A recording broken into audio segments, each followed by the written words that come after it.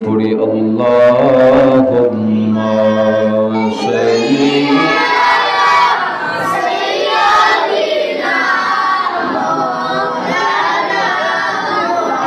وعلى آله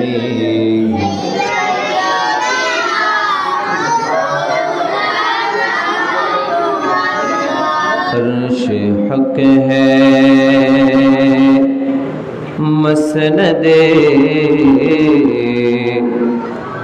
رفعتی رسول اللہ کی عرش حق ہے مسند رفعت رسول اللہ کی دیکھنی ہے حشر میں عزت رسول اللہ کی اللہم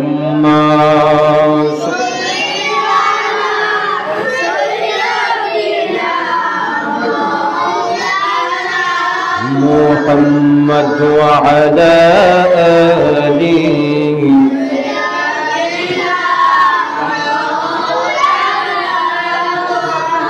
لا رب العرش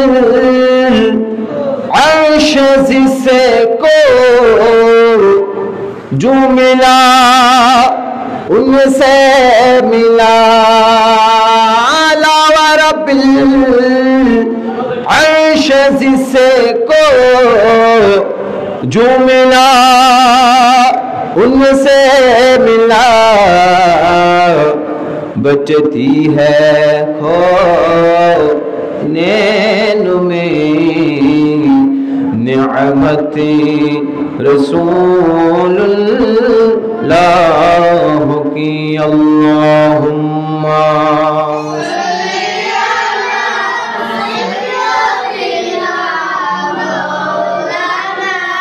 محمد وعلى آله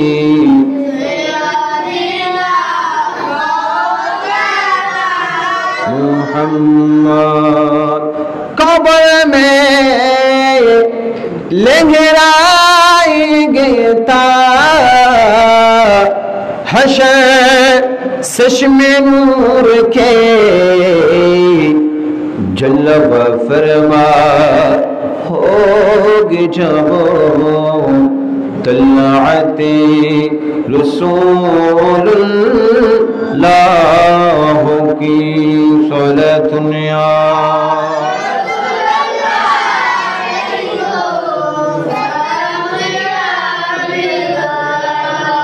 سورج جلتے پاؤں پلتے چاند اشارے سے ہو چار اندھے نجدی دیکھ لے اندھے نجدی دیکھ لے قدرت رسول اللہ کی صلاۃ یا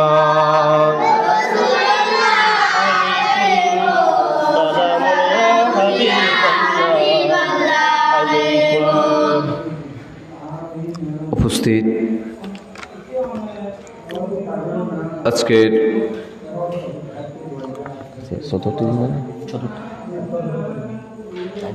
12 দিন ব্যাপী আজিম শান ঈদে মিলাদুন নবী সাল্লাল্লাহু আলাইহি ওয়াসাল্লাম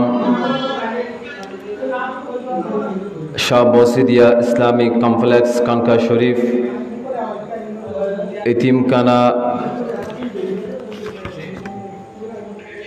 ও হাফজখানা পরিচালনা কমিটি পরিষদে আজকের চতুর্থবারের মতো ঈদে মিলাদুন নবী সাল্লাল্লাহু আলাইহি ওয়াসাল্লাম উদযাপিত হতে যাচ্ছে।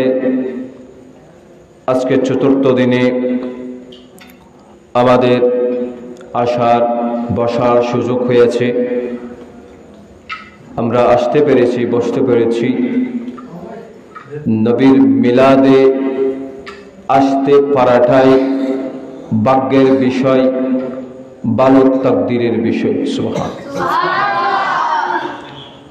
রসুলের মিলাদে এসে বসে নবীর শান শোনা, নবীর কথা শোনা, নবীর উপর দরুদ শরীফ পাঠ করা, নবীর শান মান গাওয়া একমাত্র শুধু আশিকে রসুলরাই পারে। কারণ আশিকে রসুল ছাড়া মিলাদ কি,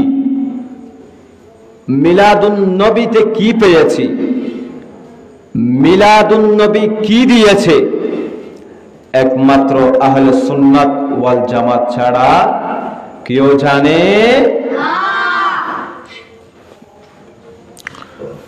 তো আমরা এখানে আসতে পেরে, নবীর বাগানে বসতে পেরে আমরা খুশি না বেজা? আর একটু জোরে বলুন, খুশি না বেজা? কারণ আমরা যে বাগানে বসেছি, যে মারকাজে বসেছি, যে মাথায় টুপি দিয়েছি, যে গালে দাড়ি রেখেছি, যে গায়ে জুব্বা পরেছি, মানুষকে দেখলে সালাম দিই, যেভাবে মানুষকে স্নেহ, যেভাবে মানুষকে সম্মান দিতে ইসলাম রসুল করিম সাল্লাল্লাহু আলাইহি ওয়াসাল্লাম আমাদেরকে শিখিয়েছেন, যদি রসুলের মিলাদ না হতো এসব কিছু আমাদের কাছে আসতো না, পৌঁছতো না। ইভেন রসুলের মিলাদ হওয়ার কারণে আজকে আমাদের প্রত্যেক উম্মতে মুহাম্মাদীদের ঘরের দরজায় চৌকটে চৌকটে ইসলাম পৌঁছিয়েছে। জোরে বলুন।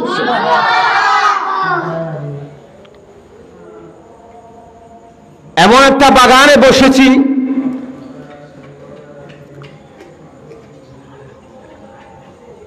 এই 12 দিন, এই মাসটা হচ্ছে 12 রবিউল আউয়াল মাস।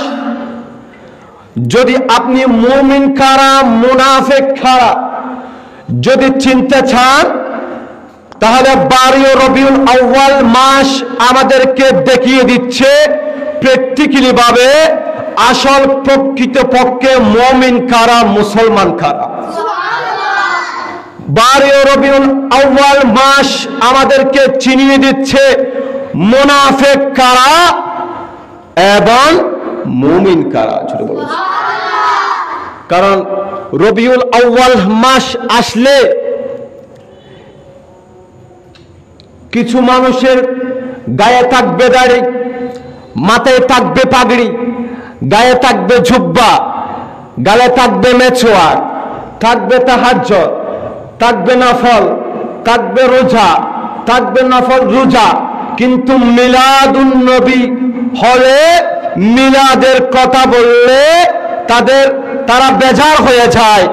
আর 12 রবিউল আউয়াল মাস যখন আসে, প্রকৃত পক্ষে মুমিনরা খুশিতে আনন্দে আত্মহারা হয়ে যায়। তাহলে আমাদেরকে শিক্ষা দিচ্ছে কারা প্রকৃত পক্ষে মুমিন এবং কারা মুনাফিক, ঠিক কিনা? কারণ তারা বলে ঈদে মিলাদুন নবী, এবং এটা কোন কিতাবে কোরআনে নেই। আমাদের জন্য শুধু দুইটা ঈদকে দেওয়া হয়েছে মুমিনদের জন্য, একটি হচ্ছে ঈদুল ফিতর এবং একটি হচ্ছে ঈদুল আজহা। তাছাড়া আমাদের জন্য আর কোনো ঈদ নেই। কিন্তু কিতাবের মধ্যে লিখতেছেন মুমিনদের জন্য শুধু ঈদুল আজহা এবং ঈদুল ফিতর দুইটা ঈদ নয়, মুমিনদের জন্য রব্বুল আলামিন 50টি ঈদের ব্যবস্থা করেছে। কয়টি? 50টি। হুজুর একটা মানতে চাই না, 50টি কেমনি মানবো? কয়টি ব্যবস্থা করেছেন? 50টি ঈদের ব্যবস্থা করেছেন। মুমিনদের জন্য সপ্তাহের যখন শুক্রবার আসে, উম্মতি মুহাম্মদীদের জন্য এবং গরিবদের জন্য শুক্রবার দিনটা সকাল থেকে রাত পর্যন্ত মুমিন মুসলমানদের জন্য হজর দিন বলা হয়েছে এবং সে দিনটাকেও মুমিনদের জন্য ঈদ বলা হয়েছে। তাহলে বছরে ঈদ হয় 48টি। সুবহানাল্লাহ বলবেন। বছরের মধ্যে শুক্রবার আসে কয়টি? 48টি। তাহলে 48টি ঈদ পেয়ে গিয়েছি। এখন 50টি যদি বরাবর হয়, বাকি কয়টা? আরেকটু জোরে বলুন, কয়টা? 2টা। আরেকটি হচ্ছে ঈদ উল ফিতর, আরেকটি হচ্ছে ঈদ উল আজহা। তাহলে বছরের মধ্যে মুমিনদের জন্য রব্বুল আলামিন 1টি নয়, 2টি নয়, 10টি নয়, 20টি নয়, 50টি ঈদের ব্যবস্থা করেছেন। জোরে বলুন সুবহানাল্লাহ। এখন আমি আপনার কাছে প্রশ্ন রাখলাম, আপনি 50টি ঈদ পেয়েছেন, ঈদ উল ফিতর পেয়েছেন, ঈদ উল আজহা পেয়েছেন, শবে বরাত পেয়েছেন, শবে মেরাজ পেয়েছেন, লাইলাতুল কদর পেয়েছেন, বছরে 48টি শুক্রবার ঈদ পেয়েছেন। যদি যার যে জাতের আগমন না হতো, যে রাসূল করিম সাল্লাল্লাহু আলাইহি ওয়াসাল্লামের যদি 12 রবিউল আউয়াল মাসে, যদি 12 রবিউল আউয়াল দিনে যদি আগমন না হতো, তো যে ঈদের সদকায় 48টি 50টি ঈদ পেয়েছেন, তাহলে প্রশ্নের উত্তর হলো একটাই, সকল ঈদের সেরা ঈদ হলো ঈদে মিলাদুন নবী। ঈদে মিলাদুন নবী, ঈদে মিলাদুন নবী। জুড়ে বলুন সুবহানাল্লাহ। নারে তাকবীর, নারে রিসালাত, ইয়া রাসূলুল্লাহ, নারে গাউসিয়া, ইয়া গাউসুল আযম দস্তগীর, আইন শাহে গারাঙ্গিয়া, জিন্দাবাদ জিন্দাবাদ। পবিত্র ঈদে মিলাদুন নবী, জিন্দাবাদ জিন্দাবাদ। আল্লাহুম্মা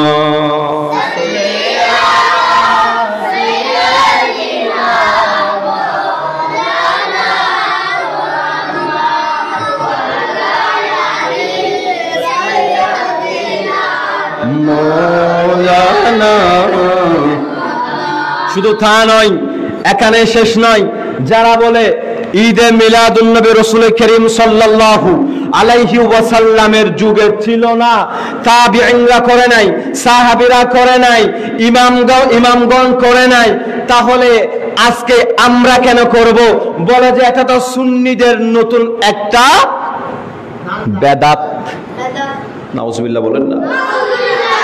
কিন্তু দেখেন, যাদেরকে বলা হয় খোলাফায়ে রাশিদিন, যাদের নাম হলো সিদ্দিক আকবর, ওমর ফারুক, উসমান জুন নুরাইন, মাওলা আলী শের খোদা, এরা 4 জন খোলাফায়ে রাশিদিনরা বলে, বান্দারা উম্মতি মুহাম্মাদীদেরকে বলছেন ঈদে মিলাদুন নবীর পক্ষ হয়ে, এই উম্মতি মুহাম্মাদীরে আমরা তোমাদেরকে বলতেছি ঈদে মিলাদুন নবী আমরা করেছি, বরঞ্চ কিয়ামত হওয়া পর্যন্ত নবীর মিলাদ থাকবে থাকবে থাকবে। জোরে বলুন।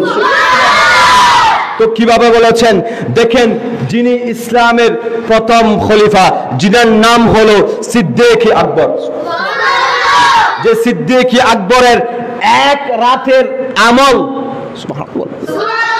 কয় রাতে? এক রাতের আমল। যদি বলা হয় কিয়ামত শুরু, পৃথিবী শুরু থেকে কিয়ামত অবধি পর্যন্ত যতগুলা মুমিন মুসলমান আসবে, নেকি অর্জন করবে, প্রত্যেকের আমল নামা যদি এক পাল্লা দেওয়া হয়, আর রাসূল করিম সাল্লাল্লাহু আলাইহি ওয়াসাল্লাম বলেন, আমার সাহাবা সিদ্দিক আকবরের এক রাতের আমল যদি এক পাল্লায় দেওয়া হয়, তাহলে আমার সিদ্দিক আকবরের নেকি ওজন বেশি হয়ে যাবে। তো সিদ্দিক আকবর কি ভাই আপনার চেয়ে কম বুঝেছে? যে কথা বলেন না, সিদ্দিক আকবর কি আমার চেয়ে আপনার চেয়ে কম বুঝেছে? তো ইনিও তো মিলাদুন নবীর পক্ষ হয়ে উম্মতি মুহাম্মদীদেরকে বাণী দিচ্ছেন। কিভাবে দেখছেন ভালো করে খেয়াল করুন। ক্বালা আবু বকর সিদ্দিক রাদিয়াল্লাহু তাআলা আনহু মান আনফাকা দিরহামান আলা কিরাআতি মাউলিদিন নবী সাল্লাল্লাহু আলাইহি ওয়াসাল্লাম কানা রফিকি ফিল জান্নাহ। সিদ্দিক আকবর বলছেন, হে উম্মতি মুহাম্মদী, যদি আমার নবীর মিলাদের জন্য যদি কোন ব্যক্তি 1 টাকা 1 দিরহাম যদি খরচ করলো, খোদা কি কসম, কিয়ামতের ময়দানে আমি সিদ্দিক আকবরের সাথে তার জান্নাত হয়ে যাবে। কার সাথে? কার সাথে? সিদ্দিক আকবরের সাথে জান্নাত হয়ে যাবে। তো বলেন তো, আজকে এত সুন্দর শাহ আব্দুল মজিদ কাবলা রহমতুল্লাহি আলাইহির মারকাজে বসে একদিন নয় 2 দিন নয় নবীর বাগান সাজিয়েছে 12 দিন ব্যাপী, জুড়ে বলুন।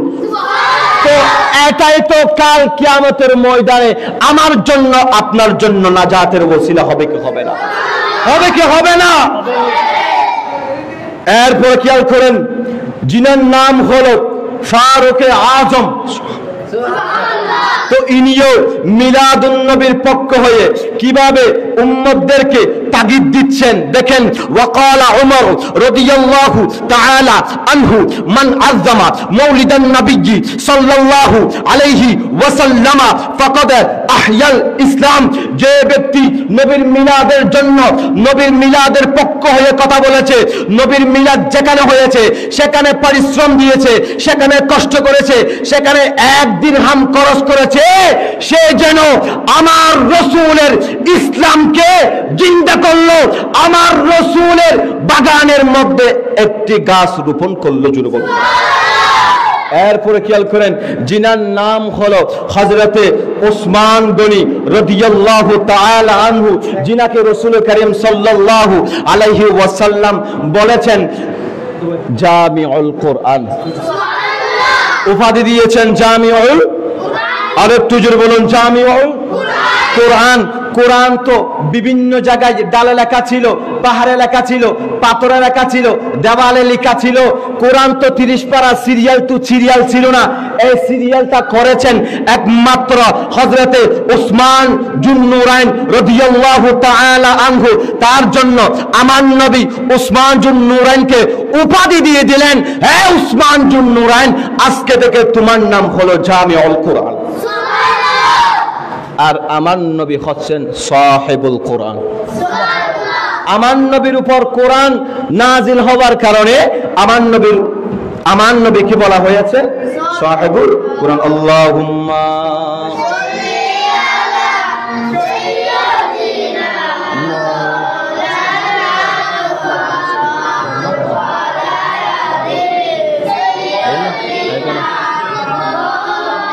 কইতাম না ওয়ালা আলি।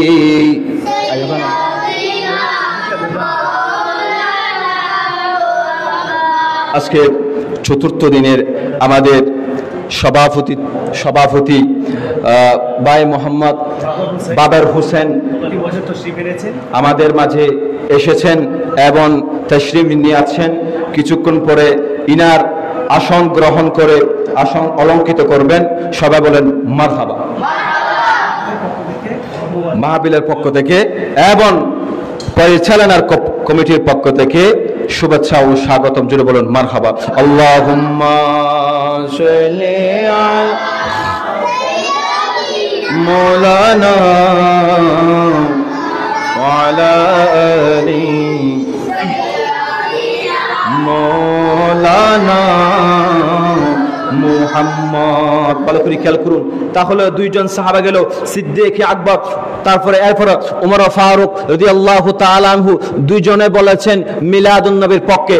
এরপরে দিচ্ছেন হযরতে উসমান জুন্নুরাইন তিনি বলছেন আলা উসমান রাদিয়াল্লাহু তাআলা আনহু মান আনফাকা দিরহামান আলা কিরাআতি মাউলিদিন নবী সাল্লাল্লাহু আলাইহি ওয়াসাল্লাম ফাকা আন্নামা শাহিদা গজওয়াতা বদরিন ওয়া হুনাইন। যে ব্যক্তি মিলাদুন নবীর পক্ষ হয়ে 1 টাকা খরচ করলো, 1 টাকা দান করলো, পরিশ্রম করলো, শ্রম দিল, কষ্ট করলো, মিলাদুন নবীর বাগানে বসে নবীর উপর দরুদ শরীফ পাঠ করেছে, সে যেন বদরের যুদ্ধে এবং হুনাইনের যুদ্ধে সাহাবায়ে কেরামরা যেভাবে যুদ্ধ করেছে তারা যে মর্যাদা পেয়েছে কিয়ামতের ময়দানেও তাদেরকে সেই মর্যাদা দান করা হবে। জুড়ে বলুন। এরপরে বাকি আছেন জিনার নাম হলো আনা মদিনাতুল ইলমি ওয়া আলিয়ুম বাবুহা। আরেক রাওয়ায়াতে বলছেন আনা দারুল হিকমাতি ওয়া আলিয়ুম বাবুহা। আমার মাওলা আলী হচ্ছেন দরজা, আমি নবী হচ্ছে ইলমের শহর। আর সেই শহরে ঢুকতে হলে একটা দরজা দিয়ে ঢুকতে হবে, সেটা হলো আমার মাওলা আলী শের খুদা কাররামাল্লাহু তাআলা আনহু ওয়াজহাল কারীম। জোরে বলুন সুবহানাল্লাহ। ওই মাওলা আলী বলছেন মিলাদুন নবীর পক্ষ হয়ে কিভাবে বলছেন ওয়াকালা আলী রাদিয়াল্লাহু তাআলা আনহু ওয়া কাররামাল্লাহু ওয়াজহাহু মান আযযামা মাউলিদান নবী সাল্লাল্লাহু আলাইহি ওয়াসাল্লাম ওয়া কানা সাবাবা লিকরাআতি লা ইয়াখরুজু মিনাদ দুনিয়া ইল্লা বিল ঈমানি ওয়া ইয়াদখুলুল জান্নাতা বিগাইরি হিসাব। জোরে বলুন। তো মিলাদুন নবীর পক্ষে হয়ে যে 1 টাকা খরচ করবে, যে 1 দিরহাম খরচ করলো, কষ্ট করলো, পরিশ্রম করলো, টাকা দিল, সহযোগিতা করলো, মিলাদুন নবীর বাগানে বসে নবীর উপর খুশি হয়ে দরুদ শরীফ পাঠ করেছে, সে কাল হাসর কিয়ামতের ময়দানে রব্বুল আলামিন এবং দুনিয়া থেকে বিদায় নেওয়ার সময় সে বেঈমান হয়ে মরবে না, ঈমান নিয়ে মরবে, কালিমা পড়ে পড়ে মৃত্যুবরণ করবে। শুধু তা নয়, কিয়ামতের ময়দানে ওয়ায়াদখুলুল জান্নাতা বিগাইরি হিসাব, বিনা হিসাবে তাকে জান্নাতে ঢুকিয়ে দেওয়া হবে। তাহলে খুলাফায়ে রাশিদিন ঈদে মিলাদুন নবী করেছে। সুবহানাল্লাহ। কি করেছে? ঈদে মিলাদুন নবী করেছে। তো খুলাফায়ে রাশিদিন করেছে, তো সাহাবারা করেছে, তাবিঈনরা করেছে, আমরাও করতেছি। কিয়ামত অবধি হওয়া পর্যন্ত আশিকুর রাসূলরা ঈদে মিলাদুন নবী করবে। তোমরা যত বাড়াবাড়ি করবে সুন্নিরা তত ঈদে মিলাদুন নবী বেশি বেশি করবে। জোরে বলুন। শুধু তা নয়, ইয়ামেনের একজন ব্যক্তি যিনার নাম হলো আমের ইয়ামেনি, ওই আমের ইয়ামেনি একজন মূর্তি পূজক ছিল, কন্যা ছিল। ইনার কন্যাটি খুব বেশি অসুস্থ। বছরের পর বছর ডাক্তার দেখানো হলো, রোগীকে নিয়ে বছর পর বছর ডাক্তার দেখানো হলো, অনেক বড় বড় ডাক্তারের কাছে নিয়ে যাওয়া হলো, এমবিবিএস ডাক্তারের কাছে নিয়ে যাওয়া হলো, বুদ্ধর কাছে নিয়ে যাওয়া হলো। শুধু তা নয়, না সুস্থতা আসে নাই। বছরের পর বছর দিন যত যায়, মাস যত যায়, তত ওই আমের ইয়ামিনের কন্যা অসুস্থ হয়ে যায়। হঠাৎ করে ইনার বাসার মধ্যে, ওই আমের ইয়ামিনের বাসার মধ্যে একটি মূর্তি ছিল। ওই মূর্তিটি তিনি সবসময় পূজা করতেন। আমের ইয়ামিন সবসময় পূজা করতেন, ইনার স্ত্রীও পূজা করতেন, ইনিও পূজা করতেন, ইনার কন্যাকেও, ইনার কন্যাও ওই মূর্তিকে পূজা করতেন। শুধু তা নয়, অনেক ডাক্তার দেখার পরেও সুস্থতা অর্জন হলো না। এবার আমের ইয়ামিনে বলছেন না, আমি আর ডাক্তার দেখাবো না।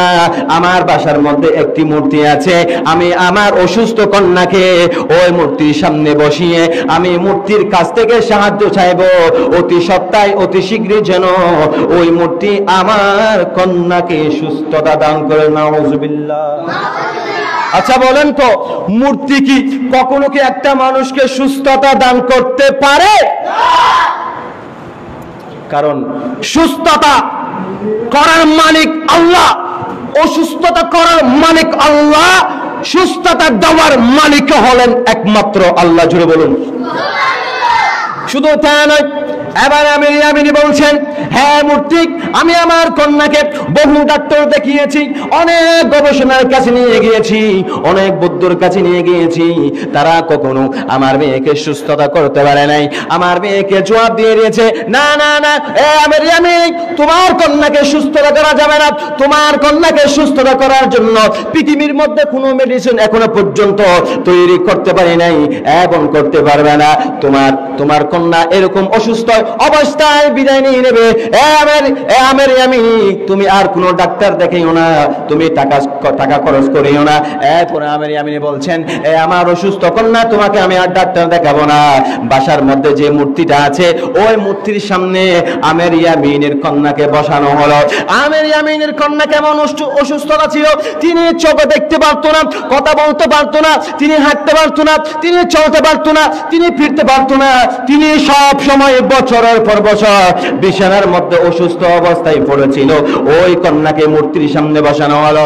মূর্তির সামনে বসানোর পরে আবার মূর্তিকে বলতে লাগলেন, আমির ইয়ামিনী বলতে লাগলেন, হ্যাঁ মূর্তি, তুমি তো আমার খোদা, তোমার কাছে তো আমি সবকিছু সাহায্য চাই। আজকে তোমার কাছে আমি একটা আর্জি জানাই, হ্যাঁ মূর্তি, তোমার কাছে আমি একটা সাহায্য চাই। যে সাহায্যটা হলো, পৃথিবীর কোন ডাক্তার আমার অসুস্থ মেয়েকে সুস্থতা করতে পারে নাই। জবাব দিয়ে দিয়েছে, হ্যাঁ মূর্তি, তোমার কাছে আমি একটা আর্জি জানাই, তুমি যদি আরোগ্য দান করতে পারো, তুমি যদি আমার কথা শুনতে পারো, তাহলে আজকে দিনের মধ্যে আমার অসুস্থ মেয়েকে সুস্থতা করে দাও। এরপরে ওই আমির ইয়ামিনী মূর্তির সামনে বসানো হলো এবং যখন বছরের পর বছর ওই মূর্তির কাছ থেকে সাহায্য চাইতে লাগলো, কিন্তু মূর্তি কথা বলতে পারে না। পাথরের মূর্তি কি আর সাহায্য করবে, কথা বলতে পারে না। এবার তিনি বলতে লাগলেন, আমির ইয়ামিনীর স্ত্রীকে বললেন, হ্যাঁ আমার স্ত্রী, হ্যাঁ আমার বিবি, আমার একটা মাত্র কন্যা যিনি অসুস্থ হয়ে গিয়েছে, আজকে বছরের পর বছর হয়ে গেছে, আমার মেয়ের সঙ্গে আমি কথা বলতে পারি না, যিনি হাঁটতে পারে না, বসতে পারে না, আমার একটি মাত্র আদরের কন্যা, যে করে হোক আমার অসুস্থ মেয়েকে সুস্থতা করতে হবে।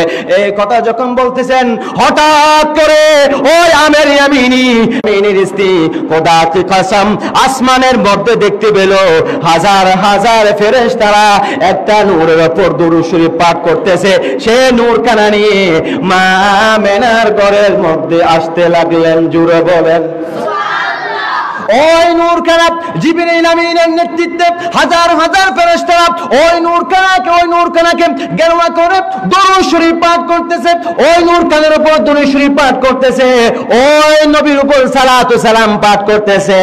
ওই নূর কানা নিয়ে মা আমিনার ঘরের মধ্যে আসলেন। কিছুক্ষণ পরে দেখা গেল ওই মা আমিনার ঘরখানা চারিদিকে গেরুয়া করে হাজার হাজার ফেরেশতারা জিবরিল আমিনের নেতৃত্বে সালাত ও সালাম এবং দরুদ শরীফের আওয়াজে গোটা মক্কা শহর মুখরিত হয়ে গেছে। জোরে বলেন।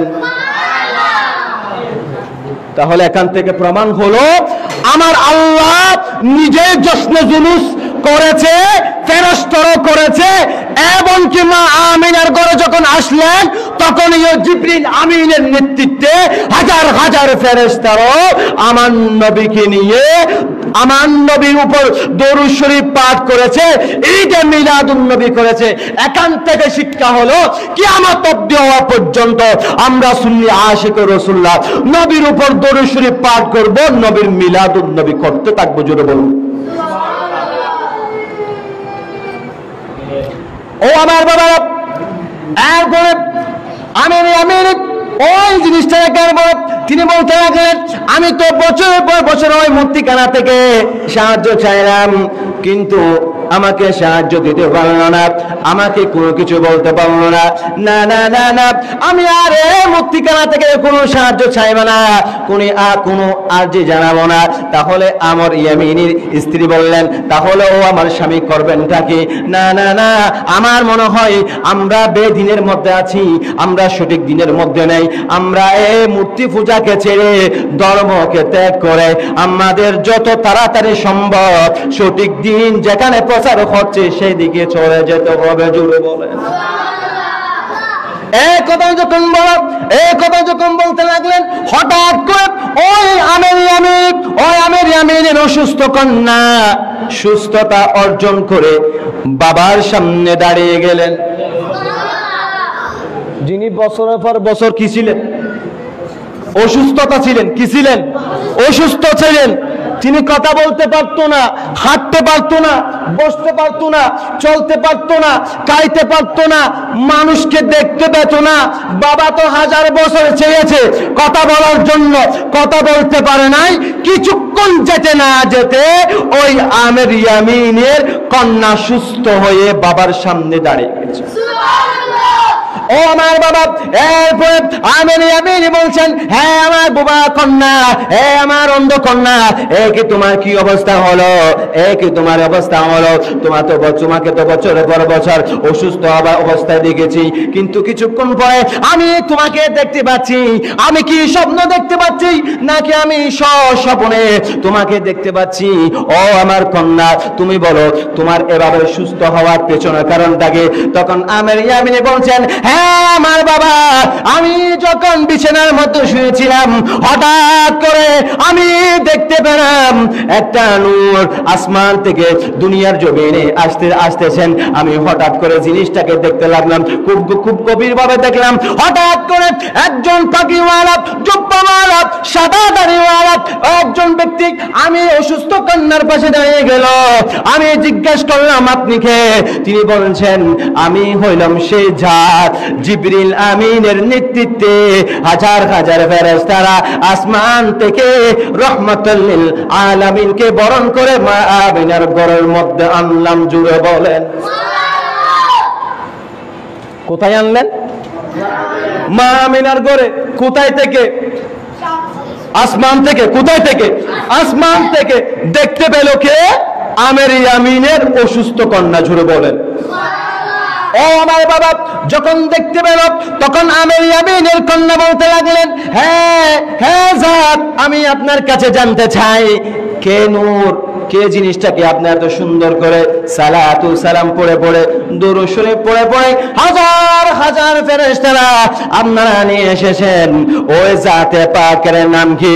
তখন তিনি বলতে লাগলেন, তিনি হলেন উম্মতি মুহাম্মদীদের কান্ডারি নবী, নবী রাহমাতুল লিল আলামিন জনাবে মুহাম্মদুর রাসূলুল্লাহ সাল্লাল্লাহু আলাইহি ওয়াসাল্লাম। তিনি হলেন সেই নবী যে নবীর জন্য অপেক্ষা করতেছে গোটা দুই জাহান। কয় জাহান? দুই জাহান। যে নবীর জন্য অপেক্ষা করেছিল গাছ, যে নবীর জন্য অপেক্ষা করেছে বাতাস, যে নবীর জন্য অপেক্ষা করেছিল লতা, যে নবীর জন্য অপেক্ষা করেছিল জিন ইনসান 18,000 মখলুকাত, তখন মূর্তি হঠাৎ করে জবাব দিতে লাগলেন, হ্যাঁ আমের ইয়ামিনী দুলে ছিল, দুলে জমেছিল চেহারায়, আর তুমি সারা জীবন মুছে গেলে আয়নায়। তুমি কি দেখতে পাচ্ছ না নবী রাহমাতুল লিল আলামিন দুনিয়ার জমিন থেকে, নবী রাহমাতুল লিল আলামিন দুনিয়ার জমিনে তাশরীফ এনেছেন, নবী রাহমাতুল লিল আলামিন আগমন করেছেন, হাজার হাজার ফেরেশতারা ওই নবীর উপর দরুদ শরীফ পাঠ করতেছে। যেই নবী না হলে 18,000 মখলুকাত সৃষ্টি হতো না, যে নবী না হলে 50টি ইটের কথা বলেছি, ওই 50টি ইট হতো না। যে নবী, কেমন নবী জানেননি? মূর্তি টাস টাস করে ওই আমের ইয়ামিন কি বলতে লাগলেন, ইনি কেমন নবী জানেননি? ইনি কেমন জাত জানেননি? যিনি হাঁটলে পাথর পাথর থাকবে না, পাথর তুলা হয়ে যাবে। যিনি হাঁটলে আকাশের মেঘমালা ওই নবীকে ছায়া দান করবে। যিনি জমিনে থেকে শাহাদাত আঙ্গুলের 4টে দ্বিখণ্ডিত করে দেবে। জুড়ে বলুন আল্লাহু আকবার। ইয়া রাসূলুল্লাহ, ইয়া রাসূল আযম, মিলাদুন নবী, আল্লাহুম্মা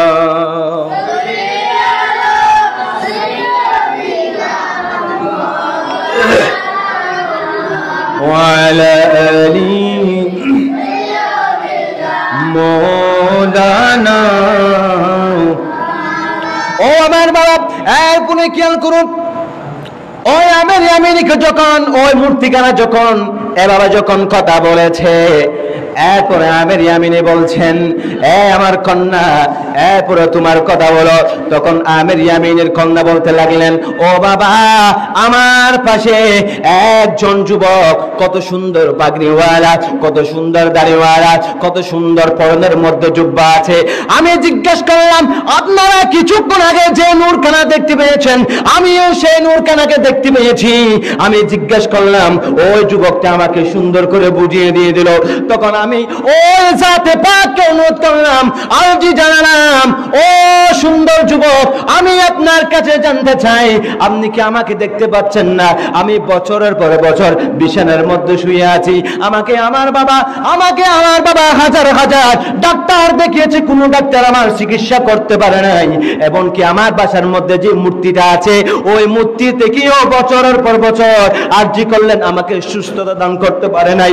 আপনি বলেছেন যে জাতে নূর পাক সাল্লাল্লাহু আলাইহি ওয়াসাল্লাম তশরিফ এনেছেন, ইনাকে বলুন আমাকে সুস্থতা করে দেওয়ার জন্য। তখন ওই ফেরেশতা বললেন, হে আমির ইয়ামিনের কন্যা, তুমি দুই হাত কানা বাড়িয়ে দাও এবং নবী রাহমাতুল লিল আলামিনের ওসিলায় দোয়া করো। খোদা কি কসম, তুমি দোয়া করতে দেরি, রব্বুল আলামিন নবী পাক সাল্লাল্লাহু আলাইহি ওয়াসাল্লামের ওসিলায় তোমাকে সুস্থতা দান করবে। কি দান করবে? কার ওসিলায়? নবীর ওসিলায়। ফেরেশতা বলছেন, হ্যাঁ আমি তোমাকে দেখতে পাচ্ছি, তুমি কষ্টের মধ্যে আছো, তোমাকে তোমার বাবা হাজার হাজার ডাক্তার দেখিয়েছে, বিশেষজ্ঞ দেখিয়েছে, ইভেন কি তোমার বাসার মধ্যে যে মূর্তিখানা আছে, ওই মূর্তিখানা থেকেও অনেক খোঁজা খুঁজেছে, অনেক আরজি জানিয়েছে, কিন্তু মূর্তিও তোমাকে সেবা দিতে পারে নাই। যে নবীকে আমরা বরণ করে নিয়ে এসেছি, আজকে পবিত্র 12 রবিউল আউয়াল দিনে এ দুনিয়ার জমিনে নবী রাহমাতুল লিল আলামিন তাশরীফ দিয়ে আছেন, ইনার ওসিলা দিয়ে আল্লাহর কাছে হাতটা তুলিয়ে দাও, হাত তুলতে দেরি, রব্বুল আলামিন তোমাকে সুস্থতা দান করবে। জোরে বলুন। ওই আমির ইয়ামিনের কন্যা সাথে সাথে ওই ফেরেশতার কথা শুনে দুই হাত কানা বাড়িয়ে দিয়েছেন, ও রব্বুল আলামিন, ও রব্বুল আলামিন, আমরা তো এতদিন তো বেদিনের মধ্যে ছিলাম, আমরা কোনো সঠিক পথের মধ্যে ছিলাম না, সঠিক দিনের মধ্যে ছিলাম না। ও রব্বুল আলামিন, তুমি এমন একজন মাহবুব দুনিয়ার জমিনে পাঠিয়েছো, দেখতে বড়ই সুন্দর লাগে, যে সুন্দর চেহারা যত দেখি তত দেখতে মন চায়। ওই নবী পাক সাল্লাল্লাহু আলাইহি ওয়াসাল্লামের ওসিলায়, ও রব্বুল আলামিন, আমি অসুস্থ কন্যা তোমার কাছে ফরিয়াদ জানাই, ওগো আল্লাহ, তুমি যত তাড়াতাড়ি সম্ভব রহমাতুল লিল আলামিনের ওসিলায় আমাকে সুস্থতা দান করো। ও বাবা, ও আমার ইয়ামিনী, ও আমার বাবা, ও আমার জননী মা, খোদা কি কসম, আমি যখন দোয়া করলাম, হাত নামাতে দেরি, আমি সাথে সাথে সুস্থ হয়ে গেলাম।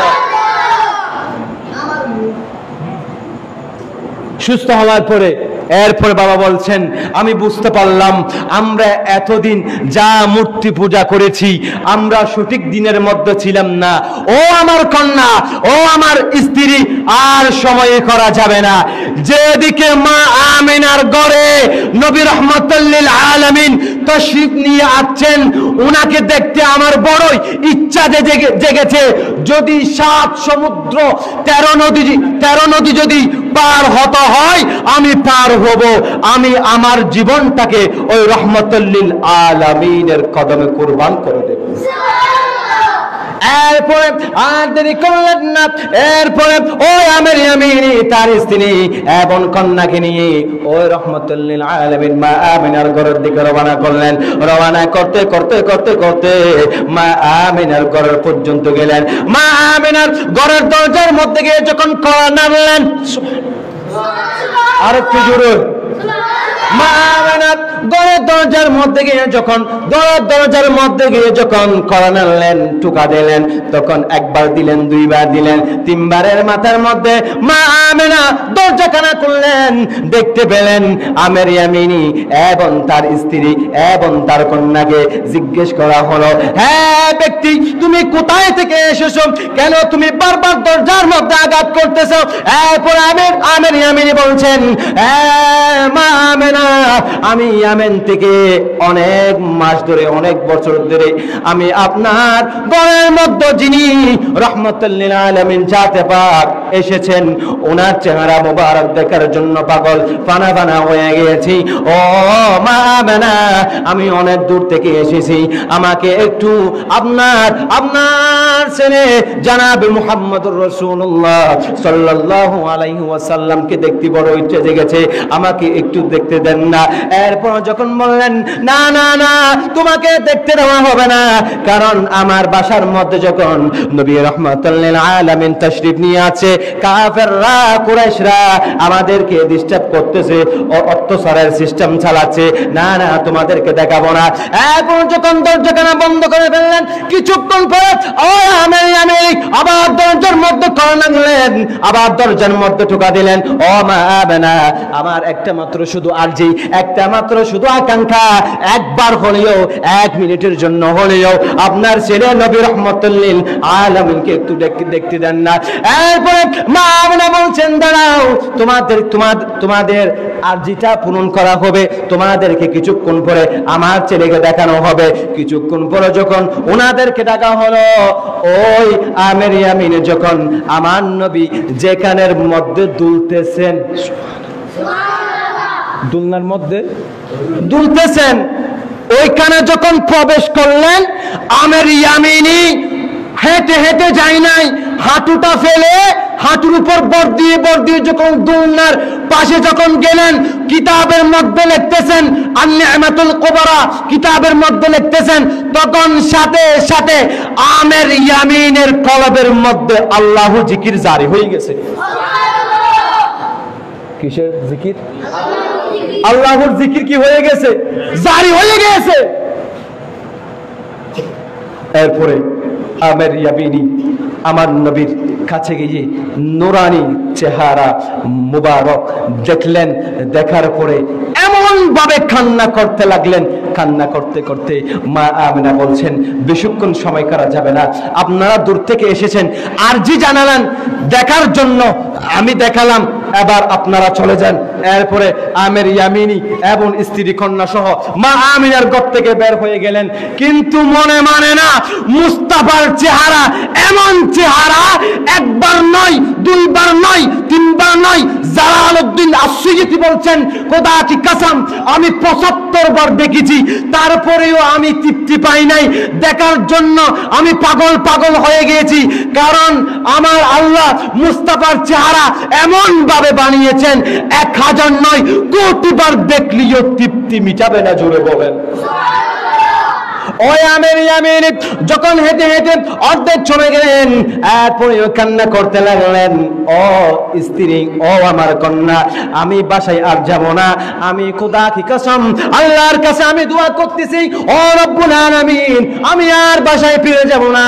যে নবী রাহমাতুল লিল আলামিনের জন্য পাগল হয়ে ইয়ামেন থেকে আমি ছুটে এসেছি, ওগো আল্লাহ, তোমার কাছে আমি আরজি জানাই, আমার জানটা যেন নবী রাহমাতুল লিল আলামিনের কদমে কুরবান হয়ে যায়। এরপরে আবার ছুটে ছুটে মা আমিনার ঘরের মধ্যে এসে আবার দরজার মধ্যে ঠুকা দিলেন, ও মা আমিনা, ও মা আমিনা, ও মা আমিনা। 3 বার ঠুকা দেওয়ার পরে মা আমিনা দরজাখানা আবার খুললেন। খোলার পরে আবার জিজ্ঞেস করলেন, কিছুক্ষণ আগে তো ও আমার ইয়ামিনী, তুমি ইয়ামেন থেকে এসেছো, তোমাকে তো আমার ছেলে নবী রাহমাতুল লিল আলামিনকে দেখিয়েছো, আবার কেন এসেছো, কি আরজু নিয়ে এসেছো? তখন তিনি বলতেছেন, ও মা আমিনা, আমি আল্লাহর কাছে দোয়া করেছি, আল্লাহ মনে হয় কবুল করেছে, আমি চাই আমার জীবনটা যেন, আমার সব কিছু যেন আমি নবী রাহমাতুল লিল আলামিনের কদমে কুরবান করে দিই। ও মা আমিনা ও মা আমেনা, আমি আরেকবার আমি আমার নবীকে দেখতে চাই। এরপরে মা আমেনা বলছেন তাহলে দেখেন। আবার আমর ইয়ামিনী ওই নবীর হুজরাতের মধ্যে ঢুকলেন, যেখানের মধ্যে নবী পাক সাল্লাল্লাহু আলাইহি ওয়াসাল্লাম দুলনার মধ্যে দুলতেছেন। ওখানের মধ্যে গেলেন, হঠাৎ করে এমন ভাবে আমার নবীর নূরানি চেহারা মুবারক দেখে এমন ভাবে একটি চিৎকার দিয়েছে, সাথে সাথে ও আমির আমিন রব্বুল আলামিনের কাছে দোয়া করেছে, ও রব্বুল আলামিন আমাকে তুমি বাসা পর্যন্ত নিয়ে যাইও না, আমি আমার জীবনটাকে, আমি আমার জানকে নবী রাহমাতুল লিল আলামিনের কদমে কুরবান করে দিতে চাই। ওই হুজরাতের মধ্যে নবী যেখানে দুলতেছেন, ওই কামরার মধ্যে যখন ঢুকলেন এমন ভাবে একটা চিৎকার দিলেন, সাথে ওই আমির আমিনী নিজের জীবন ওই আমার নবীর কদমে কুরবান করে দিয়েছে, নিজের জীবন দিয়ে দিয়েছেন, কুরবান করে দিয়েছেন। তো নবীর জন্য পাগল হওয়া দরকার আছে না? আরেকটু জোরে বলুন, নবীর জন্য পাগল হওয়া দরকার আছে না নাই? আমরা রাসূল চাইকে চাই না। আরেকটু জোরে বলুন, আমরা রাসূল চাইকে চাই না। তিনবার বলুন ইয়া রাসূলুল্লাহ, আরেকবার বলি ইয়া হাবিবাল্লাহ, আরেকটু জোরে বলি ইয়া রাহমাতাল লিল আলামিন। জোরে বলুন আল্লাহুম্মা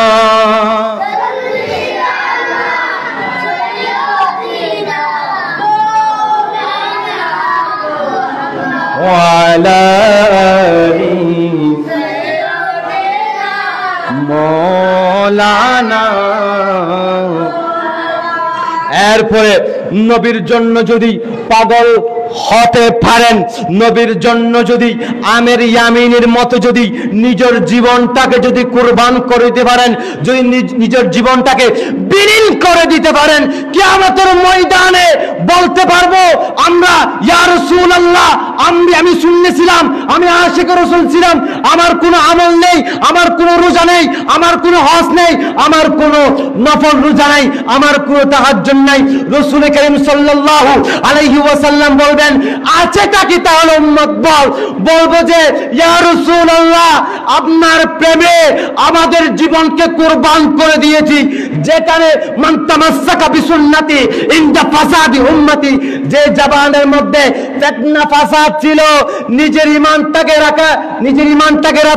রাখা কইলার চেয়ে কঠিন ছিল, সে ফিতনা ফাসাদের যুগে ইয়া রাসূলুল্লাহ আপনি নবীর মিলাদুন নবীর মাহফিলে বসে আপনি নবীর শান পড়েছি, আপনি নবীর উপর দরুদ শরীফ পাঠ করেছি।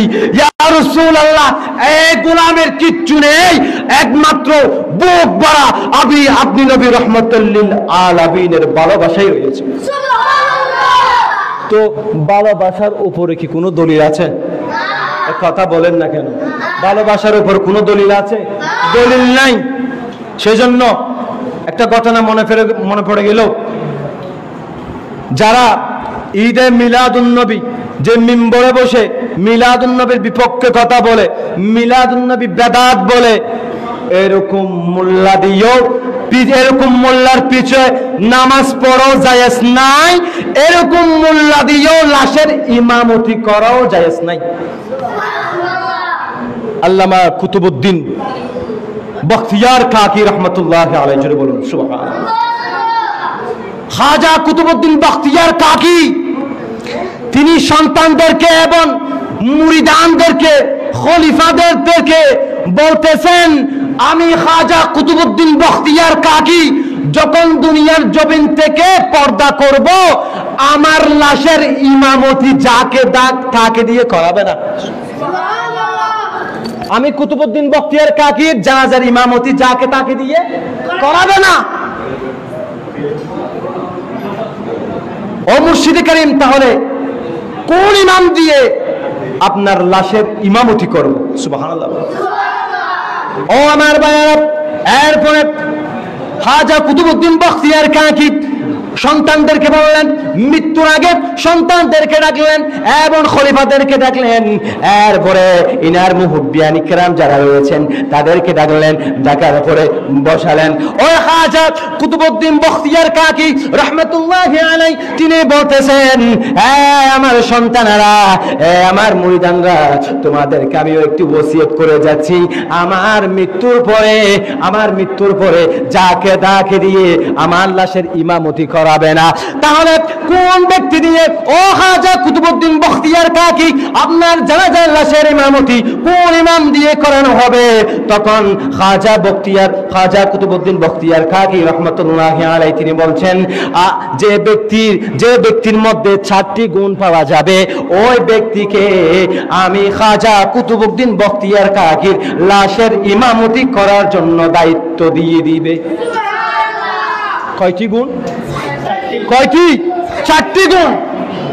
যে 4টি গুণ যদি কোনো ব্যক্তির মধ্যে না পাও তাহলে বিনা জানাজায়, জানাজাবিহীন, জানাজা ছাড়া আমাকে দাফন কাফনের ব্যবস্থা করবে।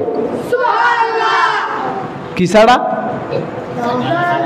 জানাজা যদি যোগ্য ইমাম না পাও, কি ইমাম না পাও? যোগ্য ইমাম না পাও, তাহলে কয়টি গুণ থাকতে হবে? 4টি গুণ। রব্বুল আলামিনের বান্দারা ভালো করে খেয়াল করুন। খাজা কুতুবউদ্দিন বখতিয়ার কাকি রহমতুল্লাহি আলাইহি তিনি বলছেন, আমার সন্তানেরা, যে 4টি গুণ কোন ইমামের থেকে পাবে না, যে 4টি গুণ কোন ব্যক্তির মধ্যে পাওয়া যাবে না, যদি এই 4টি গুণ কোন ব্যক্তির মধ্যে খুঁজে পাওয়া না যায়, আমাকে জানাজাবিহীন, জানাজা ছাড়া আমাকে দাফন কাফনের ব্যবস্থা করবে। আর যদি এই 4টি গুণ যদি কোনো আলেমের কাছে পাও, যদি কোনো ব্যক্তির কাছে যদি এই 4টি গুণ পাও, তাহলে সে ব্যক্তি দিয়ে আমি কুতুবউদ্দিনের লাশের ইমামতি করার দায়িত্ব দিবে। জোরে বলেন। প্রথম নাম্বার গুণ হলো, যে ব্যক্তি 5 ওয়াক্ত নামাজ কোনোদিন কাজা করে না, ইমামের পিছে তাকবীরে উলার সাথে পড়েছেন। কিসের সাথে? তাকবীরে উলার সাথে। আল্লাহু আকবার। ইমাম সাহেব বলে না, যখন নিয়ত কানা বাঁধে ওই সাথে সাথে যে ব্যক্তি কানা নিয়ত বাঁধে ও নিয়তকে বলা হয় তাকবীরে উলা। ওই কুতুবউদ্দিন বখতিয়ার কাকি বলতেছেন, হে আমার সন্তান, হে আমার খলিফারা, হে আমার মুরিদানেরা, এই 4টি গুণ হলো। প্রথম নাম্বার গুণ হলো, যে ব্যক্তি 5 ওয়াক্ত নামাজ কোনোদিন কাজা করে নাই, প্রতিদিন তাকবীরে উলার সাথে 5 ওয়াক্ত নামাজ আদায় করেছে, 1 নাম্বার গুণ। দ্বিতীয় নাম্বার গুণটা হলো, যে ব্যক্তি প্রত্যেক দিন আসরের নামাজের সুন্নাত পর্যন্ত কাজা করে নাই, যে ব্যক্তি আসরের জামাত না, আসরের সুন্নাত পর্যন্ত কাজা করে নাই, এমন ব্যক্তি গুণান্বিত ব্যক্তি যদি তোমরা পাও, তাহলে সাথে সাথে ইমামতি করার দায়িত্ব দিয়ে দিবে। কয়টি গুণ এখন? আর বাকি আছে কয়টি? 2টি। তৃতীয় নাম্বার গুণটি হলো, যে ব্যক্তি প্রত্যেকটা দিন তাহাজ্জুদ বাদ দেয় নাই, তাহাজ্জুদ কাজা করে নাই, প্রত্যেক দিন যে ব্যক্তি তাহাজ্জুদ আদায় করেছে, প্রত্যেক দিন যে ব্যক্তি তাকবীরে উলার সাথে নামাজ আদায় করেছে। তৃতীয় নাম্বার ব্যক্তি হলো ওই ব্যক্তি, যে ব্যক্তি আসরের নামাজের সুন্নত পর্যন্ত কাজা করে নাই। চতুর্থ নাম্বার ব্যক্তি হলো ওই ব্যক্তি, যে ব্যক্তি কখনো বেগানা মহিলার দিকে তাকিয়ে খারাপ চিন্তা ভাবনা করে মনে মনে গুনাহ করেছে। এমন ব্যক্তি যদি তোমরা যদি খুঁজে পাও, তাহলে দুষ্ত্রুটি যদি এই 4টি গুণ যদি কোনো ইমামের কাছে, কোনো ব্যক্তির কাছে যদি তোমরা পাও, তাহলে কুতুবউদ্দিনের লাশের ইমামতি করার জন্য দায়িত্ব দিয়ে দেবে। আর যদি এই 4টি গুণ কোনো ব্যক্তির মধ্যে যদি না পাও, তাহলে জানাজাবিহীন আমি কুতুবউদ্দিনের দাফন কাফনের ব্যবস্থা মাঠের মধ্যে না নিয়ে আসা হলো।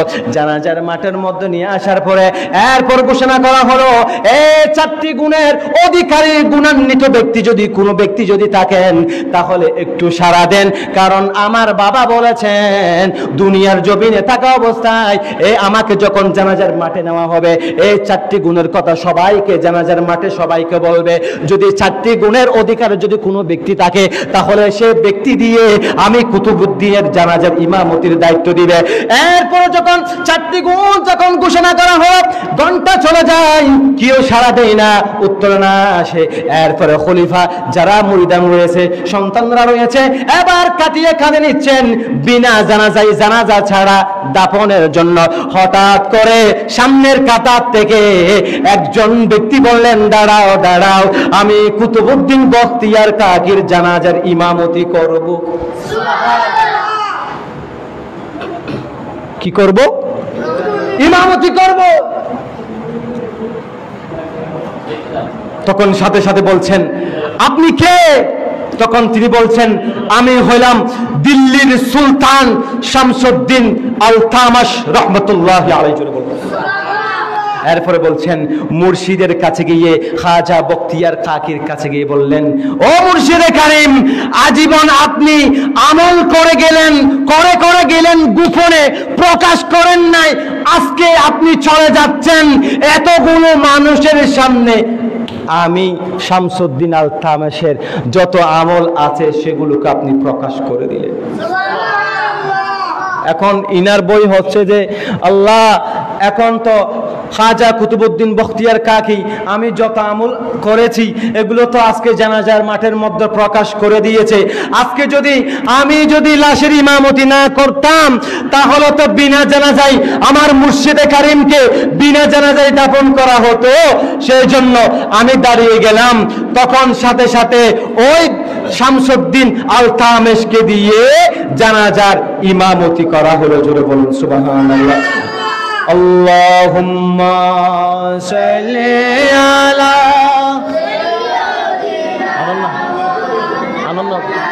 মুহাম্মাদ ওয়া আলা আলি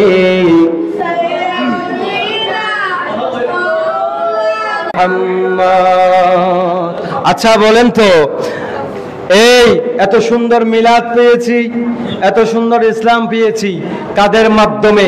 একমাত্র আমার ওলি আল্লাহদের মাধ্যমে কত সুন্দর মিলাদুন নবী পেয়েছি, ইসলাম পেয়েছি। হুজুর বলুন না সুবহানাল্লাহ। এই ইসলাম, এই সুন্নিয়তের জন্য ইমামে আহলে সুন্নাত, ইমামে শেরে বাংলা কত কষ্ট করেছেন, সুবহানাল্লাহ। সেজন্য শায়ের খুব সুন্দর করে বলছেন, আর দয়াল নবীর প্রেমে আমার শেরে বাংলা, দয়াল নবীর প্রেমে আর সারা জীবন কেটে দিলেন শেরে, আর রাখতে নবীর শান দিয়ে দিলেন প্রাণ, রাখতে নবীর শান দিয়ে দিলেন প্রাণ, সহ্য করলেন বাতিল ফেরকার যত জ্বালা, আর দয়াল নবীর প্রেমে আমার সারা জীবন কেটে দিলেন,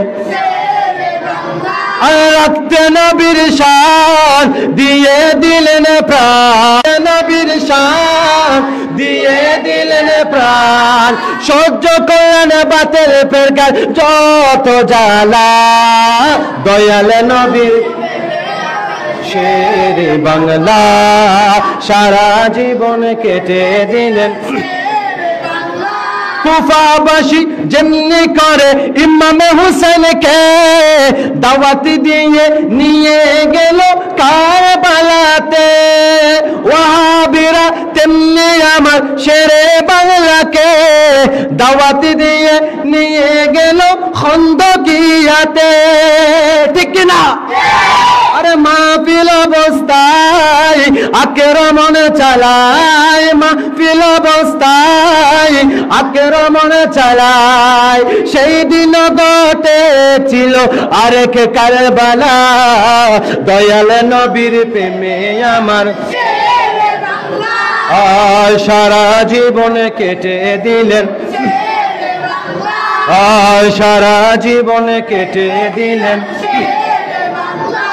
আবু লালা মওদুদি লাল দিঘির ময়দানে বারে বারে আঘাত হানে প্রিয় নবীর শানে ঠিক না আবু লালা মওদুদি লাল দিঘির ময়দানে বারে বারে আঘাত হানে প্রিয় নবীর শানে শেরে বাংলা ছুটে গেলেন ইশকে নবীর টানে মুনাজারায় জিতে আসেন সসম্মানে সুন্নি জনতা হরে কথা বলো সুন্নি হরে কথা আরে ঐক্য আমার ডাক দিয়েছেন শেরে বাংলা দয়াল নবীর প্রেমে আমার